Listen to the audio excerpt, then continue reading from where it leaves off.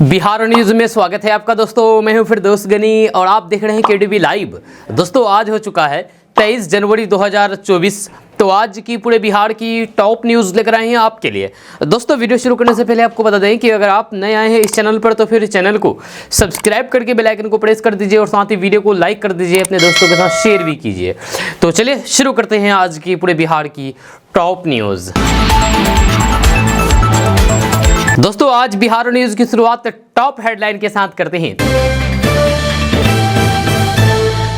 तो बात करते हैं कि मंत्री को दूध की मक्खी की तरह निकाल फेंका, नीतीश ने विधायिका को किया अपमानित, क्यों आरोप लगा रही है बीजेपी। मोदी प्रधानमंत्री ना होते तो राम मंदिर नहीं बन पाता, कांग्रेस नेता प्रमोद कृष्णन का बड़ा बयान। फिर से एक्टिव हुए नीतीश, खुद को साबित किया बिहार का असली बॉस, जाने 25 दिन में कैसे पलटी सियासत। शिक्षा विभाग से चंद्रशेखर को हटाने पर बोले चिराग पासवान, पहले ही नीतीश कुमार को लेना चाहिए था एक्शन। लालू एंड सन इस बार तो गए, भाजपा नेता ने दी चेतावनी, कहा कोई बहाना नहीं चलेगा। सरकारी स्कूलों में हुई नियुक्ति से निजी स्कूलों में शिक्षकों का संकट, बिहार में नहीं मिल रहे हैं बीएड ट्रेंड टीचर। बिहार की आधा दर्जन नदियों को जोड़ने की योजना तैयार, बाढ़ के साथ ग्राउंड वाटर लेवल की समस्या का भी होगा समाधान। नीतीश कुमार ने किया 500 बिस्तरों वाला श्रीराम जानकी मेडिकल कॉलेज का उद्घाटन। महागठबंधन में सब ठीक, नीतीश की नाराजगी पर सामने आया अशोक चौधरी का बयान। के पाठक की वापसी शिक्षा विभाग के लिए शुभ संकेत, जीतन राम मांझी ने नीतीश का जताया आभार। दोस्तों बात करेंगे विस्तार से। तो बात करते हैं कि चंद्रशेखर को शिक्षा मंत्री से हटाकर के गन्ना विकास मंत्री बनाए जाने से नीतीश कुमार के फैसले पर बिहार में सियासत चरम पर है। नीतीश कुमार के पूर्व मंत्री सह बीजेपी के नेता शाहनवाज हुसैन ने कहा कि महागठबंधन सरकार में मंत्रियों की कोई भी हैसियत है ही नहीं, उनका राजनीतिक वजन अब अधिकारियों से भी कम हो गया। अगर ऐसा नहीं होता तो के पाठक के कहने पर शिक्षा मंत्री प्रोफेसर चंद्रशेखर को मक्खी की तरह निकाल करके नहीं फेंका जाता। नेता प्रतिपक्ष विजय कुमार सिन्हा ने आरोप लगाया है कि विभाग बदल देने से जंगलराज का चेहरा नहीं बदला जाएगा। उन्होंने लालू प्रसाद यादव और तेजस्वी यादव पर भी निशाना साधा है। पटना में पार्टी कार्यालय से प्रेस कर्मियों को संबोधित करते हुए उन्होंने कहा कि के पाठक अच्छा काम कर रहे थे, इसमें कोई भी दो राय नहीं है, लेकिन उन्होंने शिक्षा मंत्रालय में वापसी के लिए के पाठक ने शर्त रख दी कि मंत्री को हटाना पड़ेगा। उसके बाद नीतीश कुमार ने शिक्षा मंत्री चंद्रशेखर को दूध की मक्खी की तरह निकाल करके फेंक दिया। इससे यह साबित होता है कि बिहार में पहले सेक्रेटरी है, उसके बाद मंत्री का स्थान है। उन्होंने कहा है कि बिहार में सभी विभागों में यही स्थिति है। दोस्तों कांग्रेस के वरिष्ठ नेता प्रमोद कृष्णन ने रविवार को कहा कि राम जन्मभूमि स्थल पर भव्य राम मंदिर के निर्माण का पूरा श्रेय प्रधानमंत्री नरेंद्र मोदी को ही दिया जाना चाहिए। जहां कृष्णन ने कहा कि ये सच है कि मंदिर का निर्माण उच्चतम न्यायालय यानी कि सुप्रीम कोर्ट के फैसले से हुआ है और राम जन्मभूमि पर मंदिर का निर्माण शुरू हुआ और सोमवार को उनकी प्राण प्रतिष्ठा हुई। मगर यह भी सत्य है कि यदि नरेंद्र मोदी प्रधानमंत्री ना होते तो फिर उनकी जगह कोई अन्य प्रधानमंत्री होता तो संभवतः न्यायालय का फैसला ना हो पाता, जहां और ना ही जन्मभूमि स्थल पर राम मंदिर का निर्माण हो पाता। ये मोदी की इच्छा शक्ति का परिणाम है कि इतने कम समय में भव्य राम मंदिर का निर्माण संभव हो सका है। इसलिए मंदिर निर्माण और प्राण प्रतिष्ठा के शुभ दिन का सर्वाधिक श्रेय नरेंद्र मोदी को देना पसंद करेंगे। उन्होंने कहा कि राम जन्मभूमि आंदोलन के दौरान कितने सरकारें आई और गई, जब विश्व हिंदू परिषद, आरएसएस, बजरंग दल, संत महात्मा का संघर्ष और बलिदान इस आंदोलन में हैं। मगर यदि मोदी देश के प्रधानमंत्री नहीं होते तो ये मंदिर नहीं बन पाता। आपको बता दूं कि कृष्णन कांग्रेस नेता है, जब कांग्रेस के सीनियर नेता है, लेकिन भाजपा और मोदी की तारीफ कर रहे हैं। जहाँ इससे अंदाजा लगाया जा सकता है और अंदाजा लग रहा है कि अब कृष्णन कांग्रेस छोड़ करके भाजपा में शामिल हो सकते हैं। हालांकि कांग्रेस पार्टी द्वारा प्राण प्रतिष्ठा का विरोध भी किया और न जाने का फैसला किया, लेकिन कृष्णन कांग्रेस में होने के बावजूद भी प्राण प्रतिष्ठा कार्यक्रम में कल गए और वहां से फोटो भी शेयर की है। दोस्तों, बिहार के मुख्यमंत्री नीतीश कुमार एक बार फिर से एक्टिव हो गए हैं। जी हां, और नीतीश कुमार खुद को बिहार का बॉस साबित कर दिया है और कह दिया है कि मेरे आगे कोई नहीं है। आपको बता दें कि विधानसभा के अंदर महिलाओं को लेकर के विवादित बयान देने के बाद बिहार के मुख्यमंत्री नीतीश कुमार सक्रिय राजनीति से लगभग गायब हो गए थे। आलम यह हो गया था कि केंद्रीय मंत्री गिरिराज सिंह, पूर्व मुख्यमंत्री जीतन राम मांझी और लोक जनशक्ति पार्टी के मुखिया चिराग पासवान सहित पटना से लेकर के दिल्ली तक कई नेता नीतीश कुमार की मानसिक स्थिति पर ही सवाल उठाने लगे थे। हालांकि नीतीश कुमार फिर से अब एक्टिव हो गए हैं और कुछ ही दिनों में उन्होंने बिहार की सियासत को ही पलट करके रख दिया है। इसके साथ ही उन्होंने ये भी साबित कर दिया है कि बिहार के असली बॉस वो खुद हैं।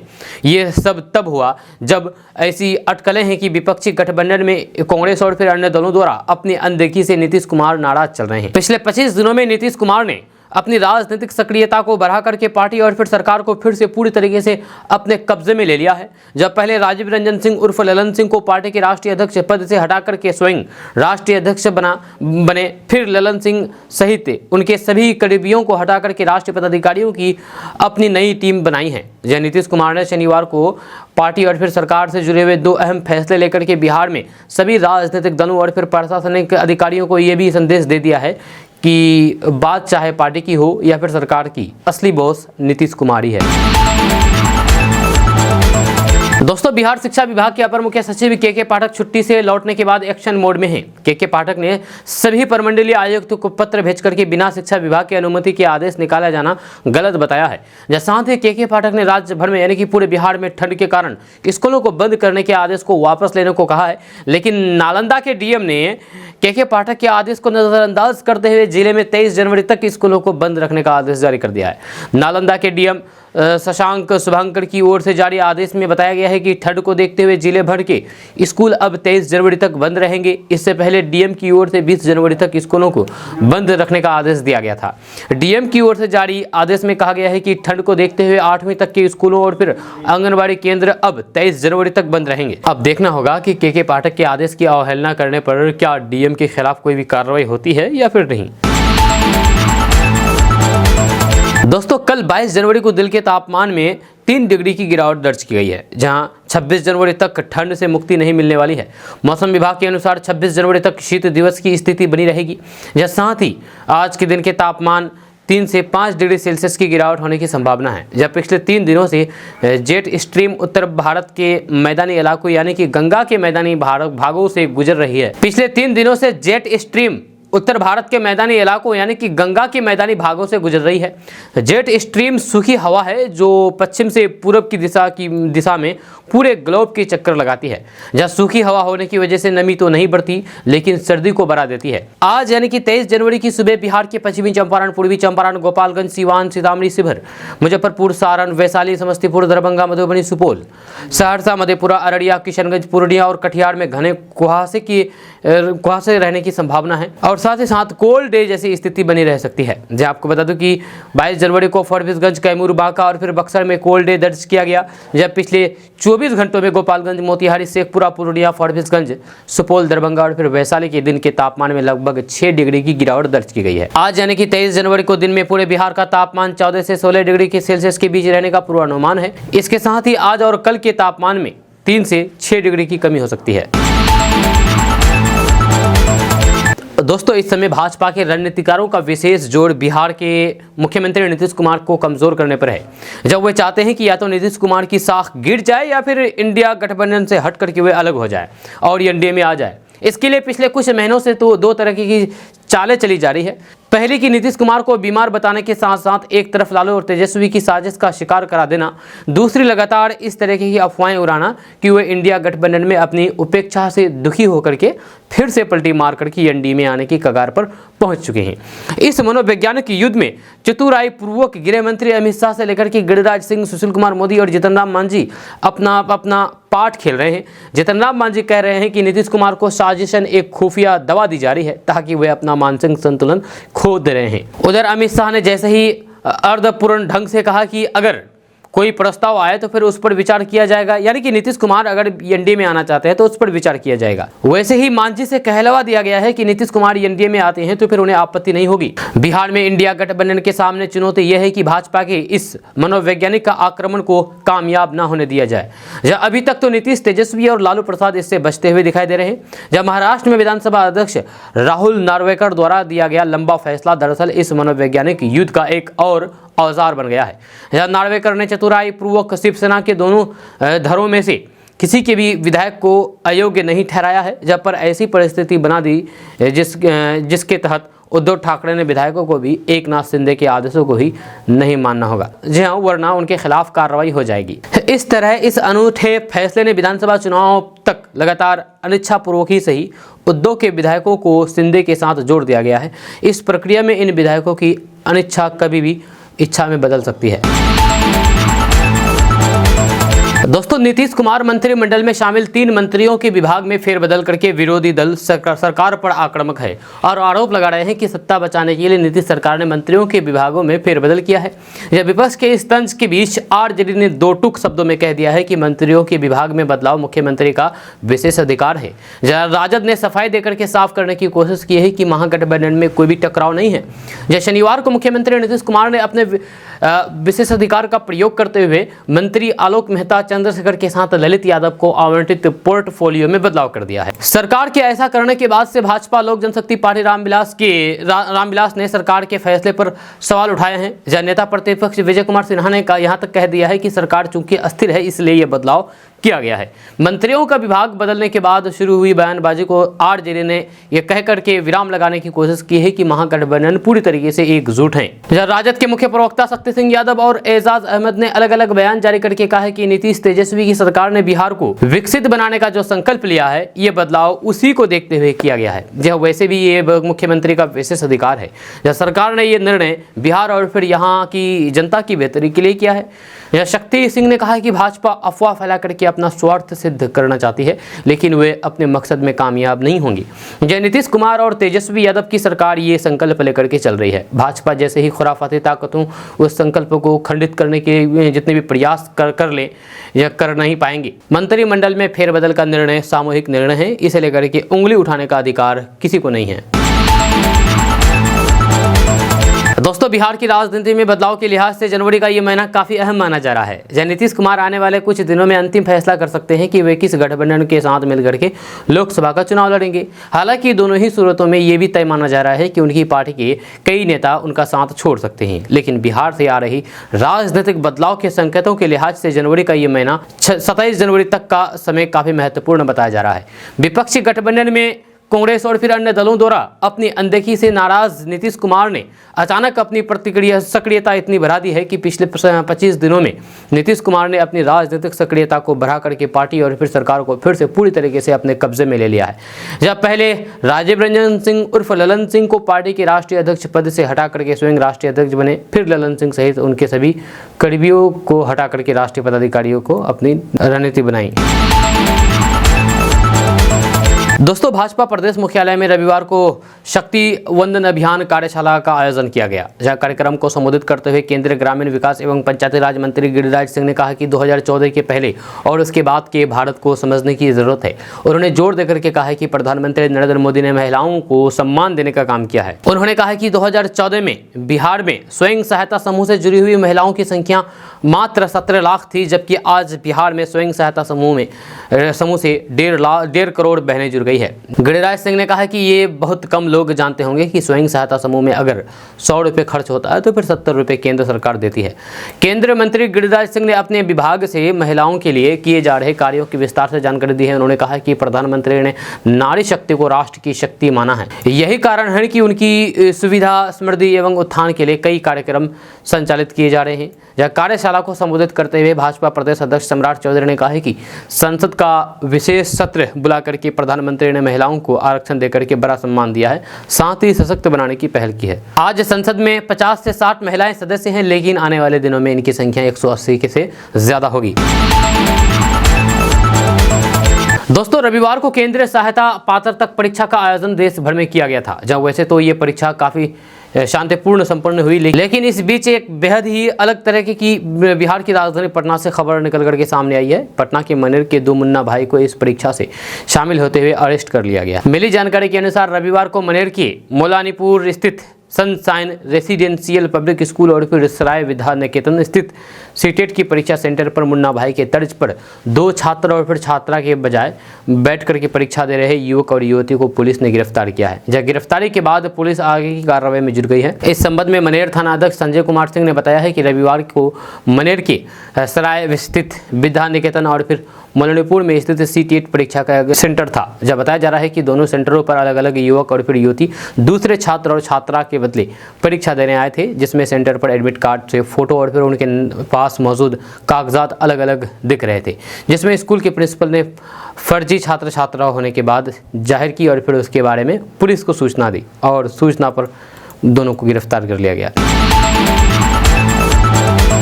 दोस्तों, बिहार में नौकरी करने वाले पुलिसकर्मियों के लिए एक बड़ी खबर सामने आ रही है। ताज़ा रिपोर्ट्स के मुताबिक बिहार में पुलिसकर्मियों की छुट्टी पर रोक लगा दी गई है। इसको लेकर के जिलों को दिशा निर्देश जारी कर दिया गया है। जहां खबर के अनुसार अयोध्या में चल रहे राम मंदिर प्राण प्रतिष्ठा कार्यक्रम के चलते पुलिसकर्मियों की 27 जनवरी तक छुट्टियों पर रोक लगा दी गई है। हालांकि पुलिसकर्मियों को मेडिकल और बेहद जरूरी अवकाश दी जा सकती है। जी हाँ, आपको बता दूं कि केंद्रीय गृह मंत्रालय के सुरक्षा अलर्ट के बाद बिहार पुलिस मुख्यालय के द्वारा पूरे राज्य में यानी कि पूरे बिहार में सुरक्षा व्यवस्था सख्त कर दिया गया है। साथ ही साथ पटना समेत कई जिलों के लिए अलर्ट भी जारी कर दिया गया है और पुलिसकर्मियों की छुट्टी पर रोक लगा दी गई है। दरअसल प्राण प्रतिष्ठा के अवसर पर बिहार के सभी जिलों में लोगों के द्वारा शहर से लेकर के ग्रामीण इलाकों में भी कई तरह के कार्यक्रम आयोजित किए जा रहे हैं। इसको देखते हुए पुलिस ने सुरक्षा व्यवस्था बनाए रखने के लिए जरूरी निर्देश जारी कर दिया है। दोस्तों, बिहार के सरकारी विद्यालयों में गुणवत्तापूर्ण शिक्षा मुहैया कराने के लिए एक पहल की गई है। जब शिक्षा विभाग द्वारा अप्रैल से नए सत्र में 5 सैटेलाइट चैनल से छात्रों की पढ़ाई की व्यवस्था की जा रही है। आपको बता दूं कि इस नई सुविधा से पहले से 12वीं कक्षा में पढ़ाई करने वाले 1,82,00,000 छात्र छात्राओं को लाभ मिलेगा। जब 5 चैनल DTH पर अलग अलग कक्षा समूह के लिए होंगे। जब इस चैनल का ट्रायल चल रहा है। 5 सैटेलाइट चैनलों के लिए पाठ्य सामग्री पर केंद्रीय वीडियो को राज्य शिक्षा शोध एवं प्रशिक्षण परिषद में तैयार किया गया है। जहां 5 चैनलों पर छात्र छात्राओं को पढ़ाने वाले शिक्षक राज्य के सरकारी विद्यालय के हैं। जहां शिक्षकों के व्याख्यान की विजुअल रिकॉर्डिंग के लिए राज्य शिक्षा शोध एवं प्रशिक्षण परिषद में एक अत्याधुनिक स्टूडियो बनाया गया है। SCRT में निर्मित स्टूडियो में कक्षा 1 से 12 तक के छात्र छात्राओं की पढ़ाई के लिए शिक्षकों के व्याख्यान की रिकॉर्ड कराई जा रही है। जब व्याख्यान की रिकॉर्डिंग के बाद इसी स्टूडियो में उसकी एडिटिंग होगी। दोस्तों, शिक्षा विभाग के अपर मुख्य सचिव के पाठक शुक्रवार को छुट्टी से वापस आ गए हैं और फिर आते ही दूसरे दिन शनिवार को एक्शन में दिखे। उन्होंने शीतलहर में स्कूलों को बंद करने के आदेश पर बड़े फैसले लेते हुए जिले के DM को स्कूलों को बंद कर जाने के आदेश पर रोक लगाने का आदेश जारी कर दिया है। इसके लिए के पाठक ने पत्र जारी करते हुए लिखा है कि अगर आप स्कूलों की छुट्टी या फिर समय अवधि को बदलने के संबंध में कोई भी आदेश निकालते हैं तो फिर पहले शिक्षा विभाग की अनुमति अवश्य प्राप्त कर ली जाए। बात पर विद्यालय को बंद रखने की परंपरा पर रोक लगनी चाहिए, यह कहना है के पाठक का। के पाठक ने राज्य की यानी कि बिहार के सभी प्रमंडल आयुक्त को ये लेटर भेजा है, जिसमें ठंड की छुट्टी पर धारा 144 को लेकर भी सवाल उठाया है। उन्होंने लिखा है कि पिछले दिनों ठंड को लेकर के विभिन्न प्रमंडलों और फिर जिलों में कई तरह के आदेश निर्गत किया गया है, जिसमें धारा 144 के तहत विद्यालयों को बंद किया गया है, जो गंभीर और फिर वैधानिक मामला बन जाता है। उन्होंने कानून की धारा 144 के बारे में जानकारी देते हुए लिखा है कि ये ख्याल रखना चाहिए कि 144 धारा की आह्वान करते हैं तो फिर ये न्यायिक आदेश समान विधि में समान रूप से लागू होना चाहिए। दोस्तों, बिहार पुलिस कांस्टेबल परीक्षा में शामिल होने के लिए आवेदन करने वाले अभ्यर्थियों के लिए ये काम की खबर है। दरअसल बिहार पुलिस में कांस्टेबल की भर्ती के लिए आवेदन मांगे गए हैं। इसके बाद अक्टूबर में भर्ती परीक्षा का आयोजन किया जाना था, लेकिन बाद में परीक्षा को अगले आदेश तक के लिए निरस्त कर दिया गया है। जी हाँ, 3 महीने से ज़्यादा बीत जाने के बाद भी अभी तक अभ्यर्थियों का इंतजार खत्म नहीं हुआ है। आपको बता दें कि बिहार में केंद्रीय चयन बोर्ड कांस्टेबल भर्ती परीक्षा का आयोजन करता है, लेकिन अक्टूबर में निरस्त हुई इस भर्ती परीक्षा का संशोधन कार्यक्रम अभी तक जारी नहीं किया गया है। मूल रूप से बिहार पुलिस कांस्टेबल भर्ती परीक्षा 1, 7 और 15 अक्टूबर को आयोजित होने वाली थी, लेकिन केवल 1 अक्टूबर की परीक्षा आयोजित की गई है। जहाँ इसके अलावा अन्य सभी परीक्षाएं स्थगित कर दी गई है। दोस्तों, बिहार के सीएम नीतीश कुमार का स्वागत करने बीजेपी नेता केंद्रीय गृह राज्य मंत्री नित्यानंद राय गुलाब का फूल लेकर के पहुंचे। बीजेपी के केंद्रीय मंत्री द्वारा गुलाब का फूल ऑफर करने पर सीएम नीतीश कुमार ने मुस्कुरा करके उनका अभिवादन किया। इस दौरान सीएम नीतीश कुमार के साथ डिप्टी सीएम तेजस्वी यादव एवं बिहार के कई मंत्री भी साथ थे। दरअसल ये मौका था समस्तीपुर के सरायरंजन में श्रीराम जानकी चिकित्सा महाविद्यालय एवं अस्पताल का लोकार्पण समारोह का, जिसमें सीएम नीतीश कुमार और डिप्टी सीएम तेजस्वी यादव के साथ केंद्रीय गृह राज्य मंत्री नित्यानंद राय भी शरीक हुए। लोकार्पण के साथ ही सीएम नीतीश कुमार और फिर अन्य मंत्री अस्पताल के विभिन्न वार्डों का निरीक्षण किया और स्थानीय जनप्रतिनिधियों एवं अधिकारियों के साथ बैठक भी की। अयोध्या में भव्य राम मंदिर में राम प्राण प्रतिष्ठा से महज एक दिन पहले श्री राम जानकी के नाम पर मेडिकल कॉलेज सह अस्पताल का लोकार्पण सीएम नीतीश कुमार तेजस्वी यादव द्वारा किया जाना चर्चा का विषय बना हुआ है। यह श्री राम जानकी मेडिकल कॉलेज में 500 बेडों का अस्पताल बनाया गया है। यहाँ के मेडिकल कॉलेज में एमबीबीएस की 100 सीटों की तैयारी की जा रही है, जहाँ नेशनल मेडिकल कमीशन की अनुमति मिलने के बाद नामांकन की प्रक्रिया शुरू होगी। अभी तक अस्पताल में 20 चिकित्सकों और 22 नर्सों के साथ की पैरामेडिकल स्टाफ की तैनाती की जा चुकी है। इस अस्पताल के शुरू हो जाने के बाद समस्तीपुर के साथ ही बेगूसराय एवं वैशाली जिले के मरीजों को सुविधा। दोस्तों, रामचरितमानस पर टिप्पणी करने को लेकर के विवादों में रहने वाले डॉक्टर चंद्रशेखर की शिक्षा मंत्री पद से छुट्टी कर दी गई है। जहां नीतीश सरकार में अब तक भूमि एवं राजस्व विभाग संभाल रहे आलोक कुमार मेहता को बिहार के नए शिक्षा मंत्री बनाया गया है। चंद्रशेखर को गन्ना उद्योग मंत्री बनाया गया है। इस बीच लोक जनशक्ति पार्टी रामविलास के राष्ट्रीय अध्यक्ष चिराग पासवान ने कहा कि मुख्यमंत्री नीतीश कुमार को बहुत पहले ही प्रोफेसर चंद्रशेखर पर कार्रवाई करनी चाहिए थी। चंद्रशेखर को गन्ना उद्योग मंत्री बनाया गया है। इस बीच लोक जनशक्ति पार्टी रामविलास के राष्ट्रीय अध्यक्ष चिराग पासवान ने कहा कि मुख्यमंत्री नीतीश कुमार को बहुत पहले ही प्रोफेसर चंद्रशेखर पर कार्रवाई करनी चाहिए थी। शिक्षा विभाग उनके हाथ से बहुत पहले ही ले लेना चाहिए था। चिराग पासवान ने आरोप लगाया है कि जिस तरीके से चंद्रशेखर विवादित बयान देकर के समाज में भेदभाव की भावना प्रकट कर रहे थे, ये बर्दाश्त के लायक नहीं था। ऐसे मंत्री पर कठोर कार्रवाई होनी चाहिए। डॉक्टर चंद्रशेखर के कई विवादास्पद बयानों से सरकार में शामिल सभी दलों में भी कई बार तनातनी की स्थिति उत्पन्न हुई है। रामचरितमानस पर उनके बयानों पर जदयू ने खुल करके नाराजगी जाहिर की है। खुद तेजस्वी यादव ने सार्वजनिक तौर पर चंद्रशेखर को विभागीय कामकाज में ध्यान लगाने की नसीहत दी थी। दोस्तों, बिहार के समस्तीपुर जिले में 674 करोड़ की लागत से बने मेडिकल कॉलेज का उद्घाटन मुख्यमंत्री नीतीश कुमार और उप मुख्यमंत्री तेजस्वी यादव ने किया है। यह मेडिकल कॉलेज जिला मुख्यालय से करीब 20 किलोमीटर दूर नरघोगी गांव में स्थित है। उद्घाटन के दौरान मुख्यमंत्री ने कहा कि इस जिले में मेडिकल कॉलेज खुलने से स्थानीय छात्रों को भी लाभ मिलेगा, जब वहीं इलाके का तो विकास होगा ही, मरीजों को भी दरभंगा पटना नहीं जाना पड़ेगा। जनसभा के दौरान उन्होंने कहा कि बीमार पड़ने पर लोग इसी मेडिकल कॉलेज में इलाज कराएं। यहाँ विशेष डॉक्टरों की प्रतिनियुक्ति की गई है।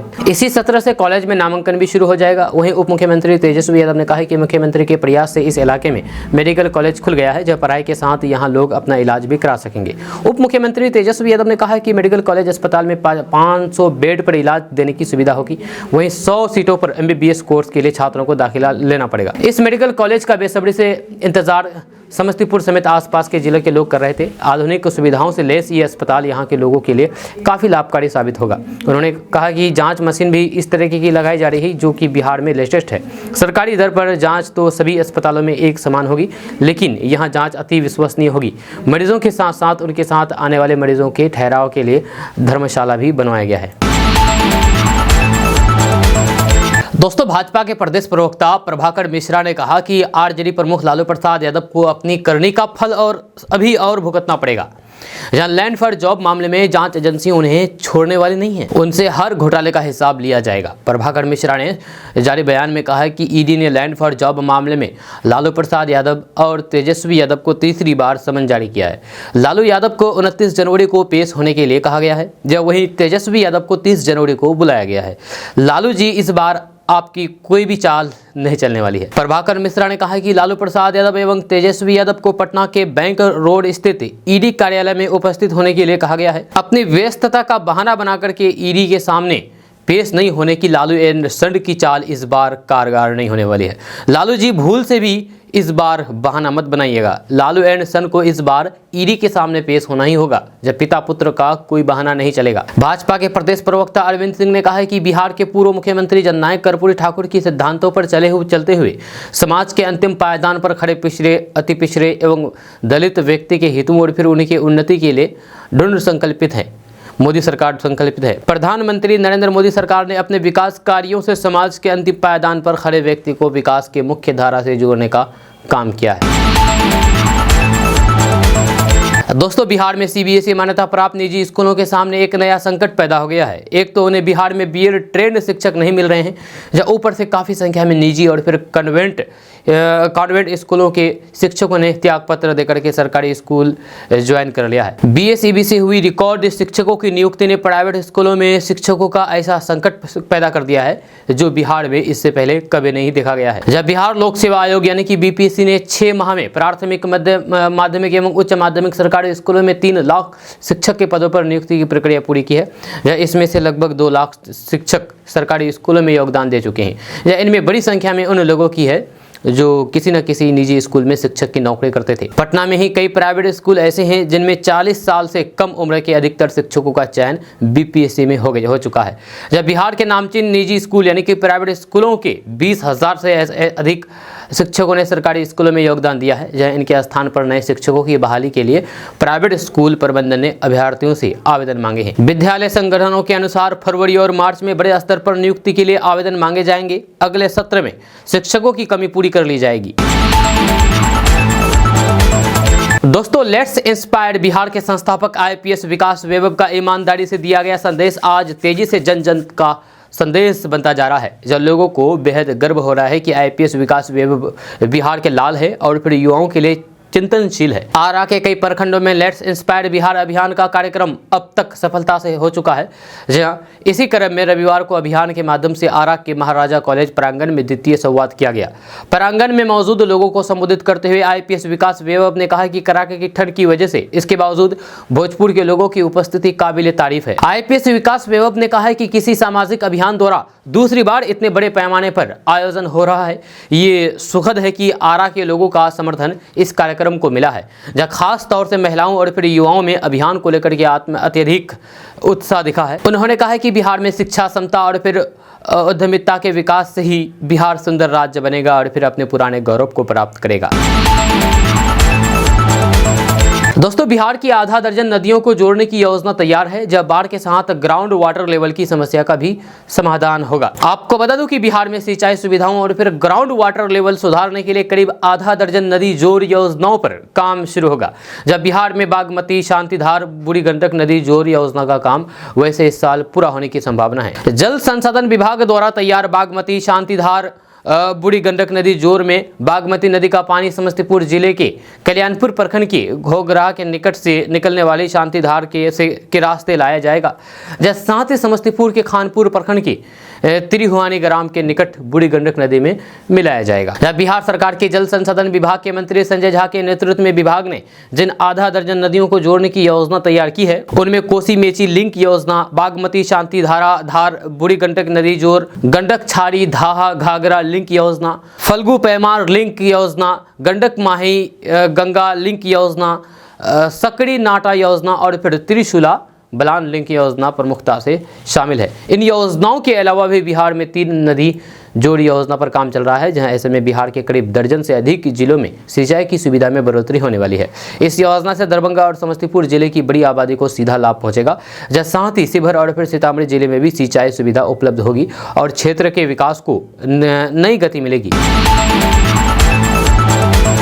दोस्तों, अयोध्या में राम मंदिर के प्राण प्रतिष्ठा भव्य कार्यक्रम हो गया है। जी हां, राम मंदिर को लेकर के बीजेपी और विपक्ष में तकरार अभी भी लगातार जारी है। तेज प्रताप यादव ने राम मंदिर को लेकर के तंज कसा है। उन्होंने सोमवार को सोशल मीडिया एक्स पर लिखा है कि राम तो सबके मन में है, अंधभक्त राम को लाने से पहले अपने अंदर के रावण को बाहर निकालें। तेज प्रताप यादव के इस पोस्ट पर केंद्रीय मंत्री गिरिराज सिंह ने कहा है कि लालू परिवार खुद को मुस्लिम धर्म से जोड़ते हैं और हिंदुओं को बदनाम करते हैं। जब वहीं बीजेपी प्रवक्ता ने तंज कसते हुए का पूछा है कि तेज प्रताप के सपने में नंदी नहीं आते क्या, जिनका चारा लालू परिवार ने खा लिया है। गिरिराज सिंह ने आगे कहा है कि रामलला का प्राण प्रतिष्ठा का मतलब सनातन के पूर्ण जागरण का समय है। 500 साल से हम अपने ही देश में आक्रांताओं के सहते रहे, मंदिरों को तोड़ा जाता रहा। अब पूरे देश के सनातनी और राम भक्त मुसलमान भी साथ दे रहे हैं। गिरिराज सिंह ने कहा है कि अब पूरे देश के सनातनी और राष्ट्रभक्त मुसलमान भी साथ दे रहे हैं। राम के लोग कभी भेदभाव नहीं करते। ये तेज प्रताप ने सोमवार को सोशल मीडिया एक्स पर लिखा है कि राम तो सबके मन में है, अंधभक्त राम को लाने से पहले अपने अंदर के रावण को बाहर निकाले, क्योंकि राम के लोग कभी भी भेदभाव नहीं करते। ये कहना है तेज प्रताप यादव का। दोस्तों, बेगूसराय में पद यात्रा कर रहे जनसुराज के सूत्रधार प्रशांत किशोर ने सोहरी में मध्य प्रदेश के मुख्यमंत्री मोहन यादव के बिहार यात्रा को लेकर के तंज कसा है। उन्होंने कहा कि लालू यादव अगर यूपी में जाएंगे तो क्या यूपी के यादव समाज लालू यादव को सुनकर के वोट दे देंगे? यूपी में अखिलेश यादव लीडर है, वो बिहार में आकर के राजनीति करेंगे तो क्या उनके कहने पर पूरा समाज उन्हें वोट दे देगा? प्रशांत किशोर ने कहा है कि हर दल में हर जाति के लोग हैं। आउटरीच और समाज से संपर्क का ऐसा प्रोग्राम चलते रहता है। मोहन यादव के यूपी और बिहार में यादवों की संख्या वाले राज्य में दौरा से वोट प्रभावित होने की बात सोचना सही नहीं है।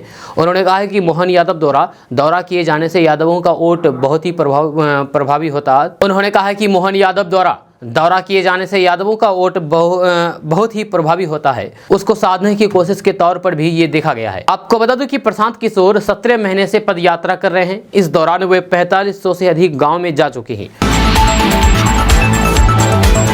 दोस्तों, बक्सर पहुंचे केंद्रीय राज्य मंत्री अश्विनी चौबे बिहार सरकार पर हमलावर दिखे, जब उन्होंने कहा कि आज भगवान राम की प्राण प्रतिष्ठा को लेकर के जहां कई राज्यों ने छुट्टी घोषित किया है, वहीं दूसरी तरफ बिहार सरकार ने छुट्टी घोषित नहीं किया है। इनको हाथ उल्टा करके नमाज पढ़ने में दिक्कत नहीं है, लेकिन घंटी बजाने में हाथ नहीं उठता। भगवान क्या है उनको समझ में आ जाएगा। उन्होंने कहा है कि बक्सर राम की शिक्षा स्थली है, जहां राम की प्राण प्रतिष्ठा पर इनके नेतृत्व में यहां भी आज पूरे दिन उत्साह जैसा माहौल रहेगा, जिसके लिए राम रेखा घाट से लेकर के रामेश्वर मंदिर तक तैयारी चल रही है। आपको बता दें कि रविवार की रात बक्सर में ट्रेनों का ठहराव मिलने पर उनको हरी झंडी दिखाने के लिए वो पहुंचे थे। वहीं पर ये बातें इन्होंने कही है। अश्विनी चौबे ने कहा है कि अयोध्या में भगवान राम की प्राण प्रतिष्ठा को लेकर के जितना उत्साह है, उससे कम उत्साह बक्सर में नहीं रहेगा, क्योंकि बक्सर में श्री राम शिक्षा ग्रहण करके पराक्रमी राम हुए थे। उन्होंने कहा है कि बक्सर में इतना उत्साह है कि सब लोग सामूहिक रूप से उत्सव मनाएंगे। मैं स्वयं बक्सर के राम रेखा घाट पर मौजूद रहूंगा, जहां 1 लाख दीप जलाएंगे।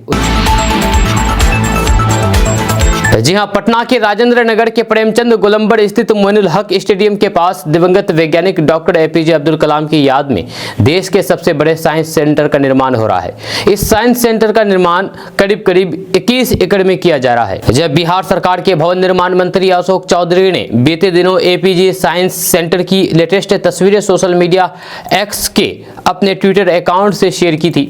अशोक चौधरी ने इन तस्वीरों को शेयर करते हुए लिखा कि विज्ञान की दुनिया में एक रोमांचक शेयर के लिए तैयार हो जाइए। मोइनुल हक स्टेडियम के पास देश के महानतम वैज्ञानिक स्वर्गीय डॉक्टर एपीजे अब्दुल कलाम की स्मृति में अत्याधुनिक साइंस सिटी का निर्माण हो रहा है। ये साइंस सिटी विश्व के यानी कि दुनिया के बेहतरीन केंद्रों में अपना स्थान बनाएगा। अशोक चौधरी ने सोशल मीडिया के माध्यम से बताया है कि साइंस सिटी में गैलरियों का निर्माण कार्य लगभग पूरा हो चुका है। प्रदर्शनी लगाने का कार्य भी चल रहा है। ये शानदार साइंस सिटी जल्द ही बिहार एवं देशवासियों को विज्ञान की अलग दुनिया से रूबरू करवाएगा। हालांकि इसके उद्घाटन की तिथि की अब तक घोषणा नहीं हुई है। जहां साइंस सिटी में 5 अलग-अलग गैलरी होगी, जिसमें प्रत्येक गैलरी में 8 से 10% लगाए जाएंगे। साइंस सिटी में BA scientist gallery, space astronomy gallery, sustainable planets gallery, body and mind gallery और फिर बेसिक साइंस गैलरी में प्रदर्शन लगाए जाने हैं। जहां साइंस सिटी में प्रमुख वैज्ञानिकों के बारे में जानकारी देने के साथ ही इंडियन स्पेस प्रोग्राम से जुड़ी हुई जानकारियां भी शेयर की जाएगी। इसके अलावा गैलरी में विजिटर्स को कार्बन फुटप्रिंट, मानव शरीर के अंगों की उपयोगिता और फिर स्कूली सिलेबस से संबंधित विज्ञान के विभिन्न सिद्धांतों को प्रोजेक्ट के माध्यम से समझाया जाएगा। जी हां, बागवानी की खेती करने वाले किसानों के लिए बड़ी खुशखबरी आई है। अब वो एक ही पौधे से आलू और टमाटर का उत्पादन हासिल कर सकते हैं। जब पौधे के ऊपर टमाटर के फल लगेंगे तो फिर उसकी जड़ों के नीचे से आलू का उत्पादन होगा। कहा जा रहा है कि इस नई तकनीक के आने से किसानों की बम्पर कमाई होगी।